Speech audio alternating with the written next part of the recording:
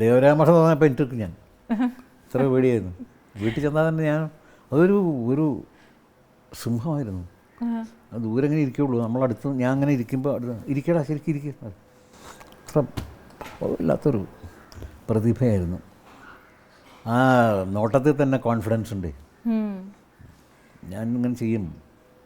എൻ്റെ പാട്ടുകൾ ആദ്യം പുള്ളി ആരും കേൾപ്പിക്കൊന്നുമില്ല. പ്രൊഡ്യൂസേഴ്സിനും റെക്കോർഡിങ് തിയേറ്ററിൽ വരാൻ പറയും. ഞാൻ ദേവരാമാസം എന്ന് പറഞ്ഞാൽ ഇനി ഭൂമുഖത്ത് അങ്ങനെ ഒരു സംഗീത സംവിധാനം ഉണ്ടാവില്ല. ഇത്രയും വെറൈറ്റി മാത്രമല്ല, വാക്കുകളുടെ ഓരോ വാക്കിനർത്ഥം, അങ്ങനെ സംഗീത സംവിധാനം ഇനി ഉണ്ടാവില്ല.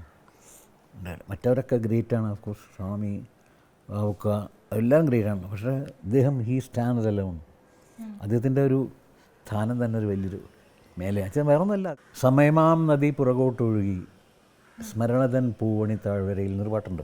അതിൻ്റെ ട്യൂണ് അദ്ദേഹം ഇങ്ങനെ ഇട്ട്, സമയമാം നദി പുറകോട്ടൊഴുകി സ്മരണതൻ പൂവണി താഴ്വരയിൽ, അങ്ങനെ വന്നോ പുറകോട്ട്.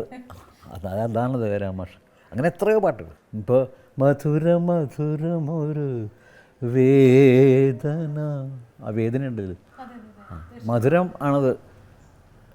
മധുര മധുരമൊരു വേദന എന്ന് പാടാം.